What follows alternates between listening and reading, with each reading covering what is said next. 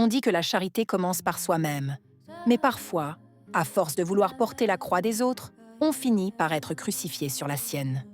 C'est le cri d'une mère brisée qui a voulu être la bonne épouse et qui a payé le prix fort, le prix du sang.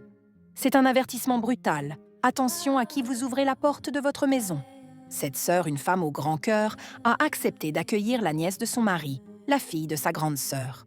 Le mari ne voulait pas, il avait prévenu.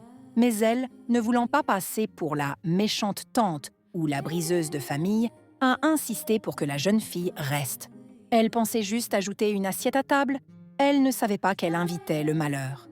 Dès l'arrivée de la fille, tout a basculé. Les finances ont chuté, les dettes se sont accumulées, l'argent disparaissait mystérieusement.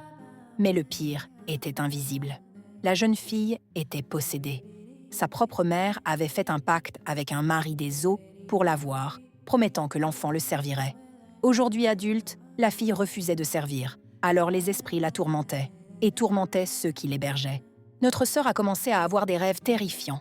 Une voix lui disait « Tu dois mourir. Chasse cette fille, ou tu perdras tout. » Un jour, en sortant des toilettes, elle a eu une vision de la fille, tenant son couteau de cuisine, prête à la tuer sous l'emprise des esprits. Malgré tout, par pitié et foi, elle a emmené la fille de délivrance en délivrance, jeûnant et priant pour la sauver. Mais les esprits ne jouent pas.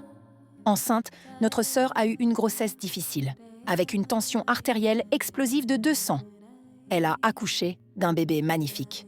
Mais 1 mois et 2 jours plus tard, le drame a frappé. Sans maladie apparente, son bébé précieux est mort subitement dans ses bras. Les esprits avaient mis leurs menaces à exécution. Si tu ne la chasses pas, on prendra ton enfant. Le coup de grâce? L'ingratitude totale de la famille du mari. La mère de la fille possédée, qui savait tout du pacte et des dangers, n'a jamais appelé pour consoler notre sœur. Elle n'est jamais venue voir le bébé, ni avant, ni après sa mort.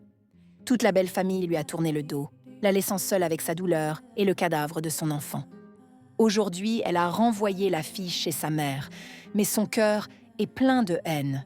Elle jure de ne jamais pardonner à cette belle-sœur qui a sacrifié son bébé pour protéger sa propre fille maudite.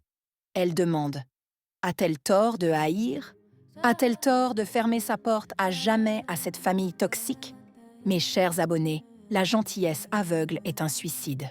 Dites-nous sincèrement en commentaire, cette femme a-t-elle le droit de maudire cette famille? Que doit-elle faire pour apaiser son cœur de mère endeuillée?